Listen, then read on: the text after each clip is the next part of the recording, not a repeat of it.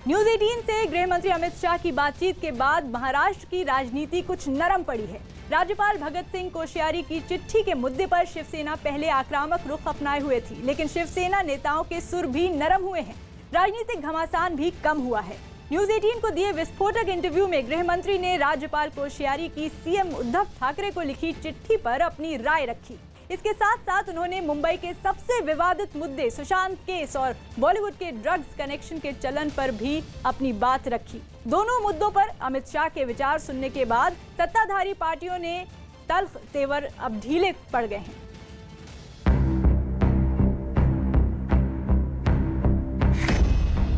गृह मंत्री का एक्सप्लोसिव इंटरव्यू। एनडीए को 2/3 बहुमत मिलने जा रहा है और नीतीश कुमार जी मुख्यमंत्री बनेंगे। देश के हर मुद्दे पर बेबाक सवाल। एमएसपी बंद करने की बात कहां पर, एक किसानों को भड़काने की बात। अमित शाह के हर मुद्दे पर दो टूक जवाब। बंगाल में कानून और व्यवस्था चरमराई हुई है। बम बनाने के कारखाने हर जिले में मिलते हैं। सुशांत केस से ड्रग्स चाल तक गृह मंत्री की राय। अगर पहले से सीबीआई को दे दे तो चुनावी मुद्दा ही न बनता। शंकाएं तो पहले दिन से खड़ी हो गई। अमित शाह के बयान से थमा महाराष्ट्र का सियासी घमासान। सुशांत सिंह जी की जगह कोई भी व्यक्ति हो, अगर अपमृत्यु होती है तो इसकी जांच ढंग से होनी चाहिए, न्यायिक होनी चाहिए, न्यूट्रल होनी चाहिए।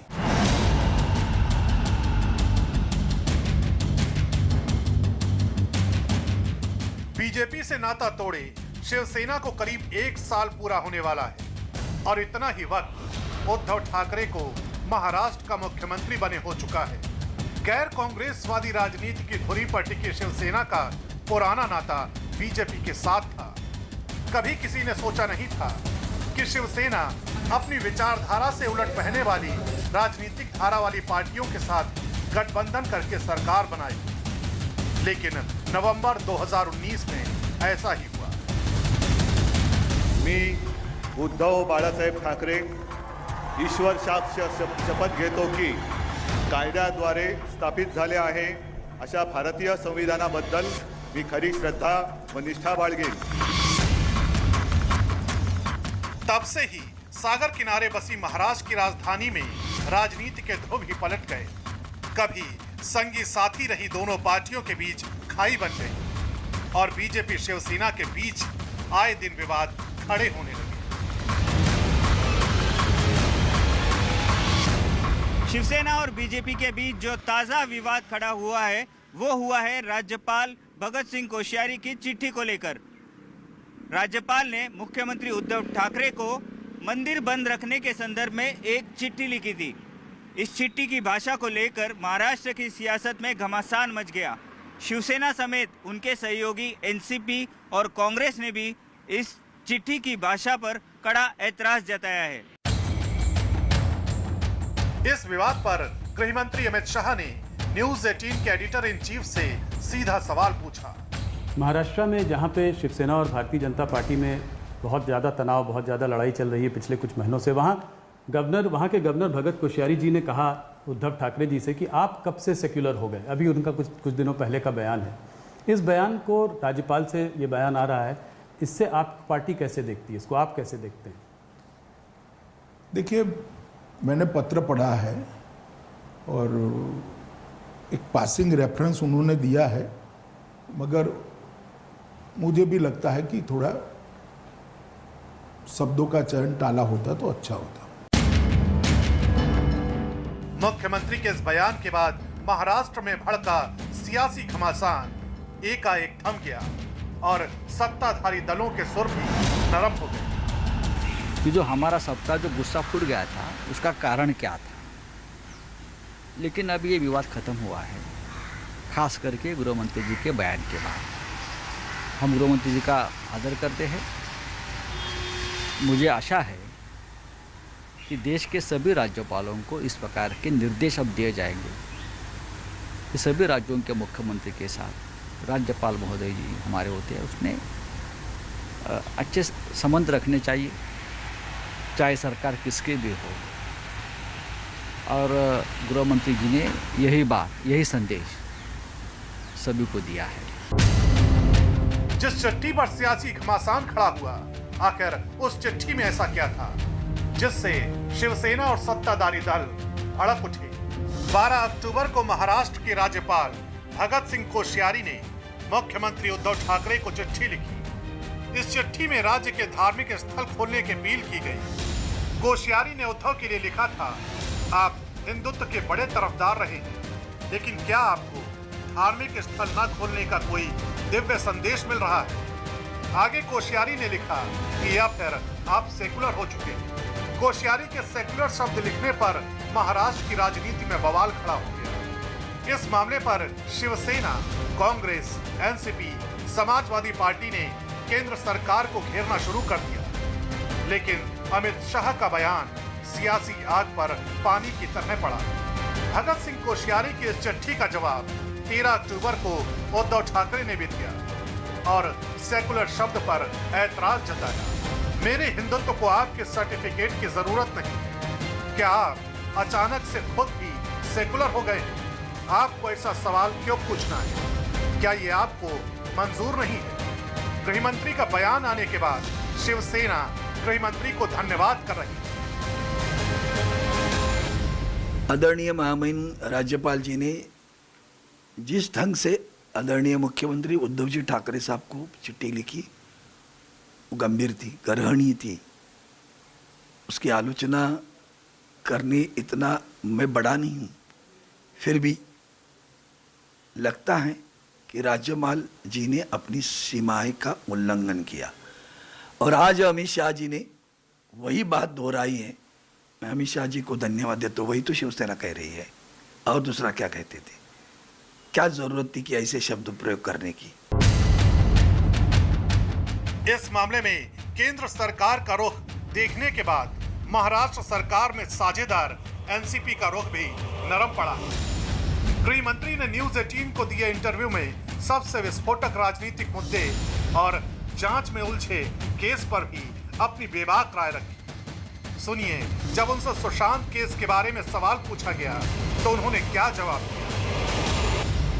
कहा जा रहा है कि ये एक सुशांत सिंह राजपूत का जो केस है, ये एक महाराष्ट्र वर्सेस बिहार एक लड़ाई में बदल गया है और बिहार चुनाव में एक अहम मुद्दा है। क्या आप इस बात को मानते हैं? देखिए, मुझे मालूम नहीं है जमीन में ये केस कितना चुनावी मुद्दा बना है, मगर बना भी है तो इसका कारण हम नहीं है। अगर पहले से सीबीआई को दे दे तो चुनावी मुद्दा ही न बनता। शंकाएं तो पहले दिन से खड़ी हो गई थी, क्यों पकड़ कर रखना? दे देना चाहिए था। अब ये ऑर्डर भी हमने नहीं करा, उच्चतम न्यायालय ने किया है। उच्चतम न्यायालय ने जब सीबीआई को कहा कि आप जांच करिए तो हमें कर रहे हैं। मगर मैं इतना मानता हूं कि सुशांत सिंह जी की जगह कोई भी व्यक्ति हो, अगर अपमृत्यु होती है तो इसकी जांच ढंग से होनी चाहिए, न्यायिक होनी चाहिए, न्यूट्रल होनी चाहिए। अमित शाह के इस बयान पर शिवसेना का कहना है कि मुंबई पुलिस की जांच भी उसी दिशा में जा रही है जिस दिशा में सीबीआई की जांच चल रही है। देखिए, गृह मंत्री जी का अपनी एक भूमिका है, लेकिन महाराष्ट्र जैसे राज्य का भी एक अधिकार होता है। ये एक लोकनियुक्त शासन है, लोकनियुक्त सरकार है, और ये जो अपराध है तो हमारे टेरिटरी में हुआ है। लेकिन सीबीआई आने के बाद भी नया कुछ निकला नहीं, वही था जो मुंबई पुलिस ने जांच की थी। लेकिन गृह मंत्री जी के बयान के बाद भी इस मामले में सुशांत सिंह राजपूत बारे में जो कहा है, मुझे लगता है ये विवाद अब खत्म हुआ है। 14 जून को मुंबई में एक्टर सुशांत सिंह राजपूत अपने फ्लैट में पंखे से लटके पाए गए थे। इस मामले पर परिवार और दोस्तों ने मुंबई पुलिस की जांच पर सवाल उठाए थे। इसके बाद इस केस की देश भर में चर्चा होने लगी। हालांकि कांग्रेस ने कहा कि बिहार में राजनीतिक हित साधने के लिए सुशांत केस को हवा दी गई। देखिए, विवाद तो राजनीति से प्रेरित है। महाराष्ट्र सरकार ठीक ठाक जांच कर रही थी, जो सीबीआई ने भी अभी मान लिया है। तो फिर सीबीआई को जांच देने की सौंपने की क्या जल्दबाजी थी? तो ये साफ है कि बिहार चुनाव में इसका कोई लाभ मिलेगा, ऐसा सोचकर ही सीबीआई को बीच में लाया गया था। अब सीबीआई को मेरे ख्याल से 2 महीने से ज़्यादा समय हुआ है, तो यही समय जो था वो मुंबई पुलिस ने भी लिया था कि पूरी तरह से जांच हो, क्योंकि एक बहुत इम्पोर्टेंट केस था। सुशांत केस के साथ साथ हिंदी सिनेमा इंडस्ट्री पर एक और दाग लगा।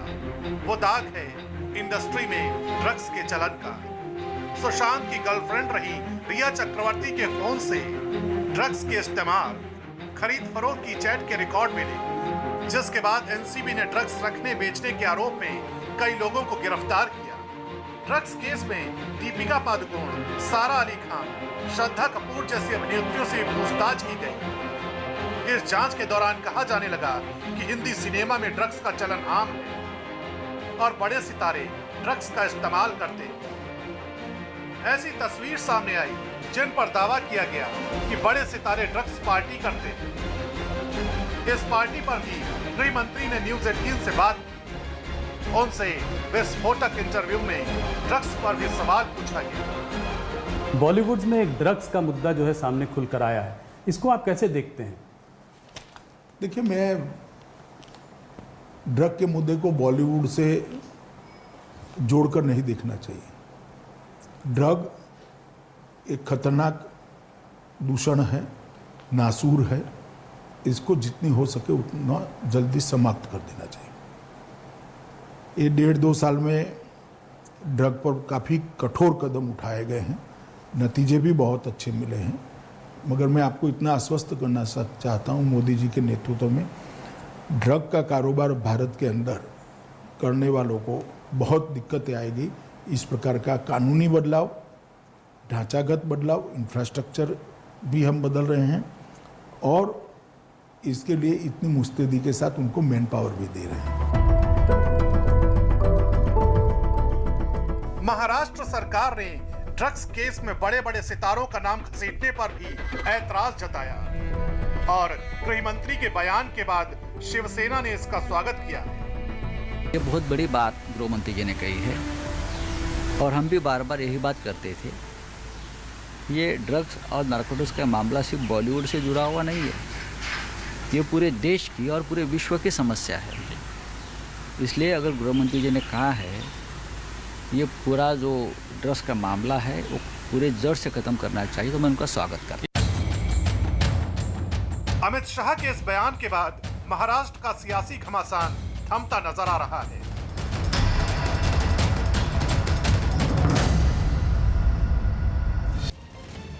पाकिस्तान में विपक्षी दलों की रैलियों से घबराए पीएम इमरान खान ने विपक्षी दल पीएमएलएन के नेता और पूर्व प्रधानमंत्री नवाज शरीफ के दामाद सफदर अवान को गिरफ्तार कर लिया है। सफदर की पत्नी मरियम नवाज ने ट्वीट कर बताया कि वो कराची में अपने पति सफदर के साथ एक होटल में ठहरी थी और पुलिस ने कमरे का दरवाजा तोड़कर सफदर को गिरफ्तार किया। उधर मरियम नवाज ने पीएम मोदी का जिक्र कर इमरान खान पर जोरदार हमला बोला और विपक्ष की आवाज दबाने का आरोप लगाया।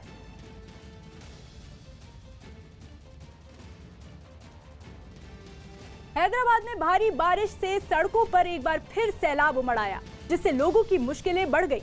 हाल ही में शहर के कई हिस्सों में हुई भारी बारिश और बाढ़ जैसे हालात से लोग अभी उबर भी नहीं पाए थे कि एक बार फिर राजधानी के कई इलाके तेज बारिश हुई, जिसकी वजह से चारों तरफ पानी ही पानी दिखाई देने लगा। सड़कों पर समंदर जैसा मंजर बन गया, जिससे जनजीवन पर बुरा असर पड़ा। लोगों की जिंदगी ठहर सी गई। सड़कों पर आम गाड़ियों के साथ पुलिस की गाड़ियां भी फंस गईं। सामने आई एक तस्वीर में कुछ लोग पुलिस की गाड़ी को पानी से निकालते दिखाई दिए।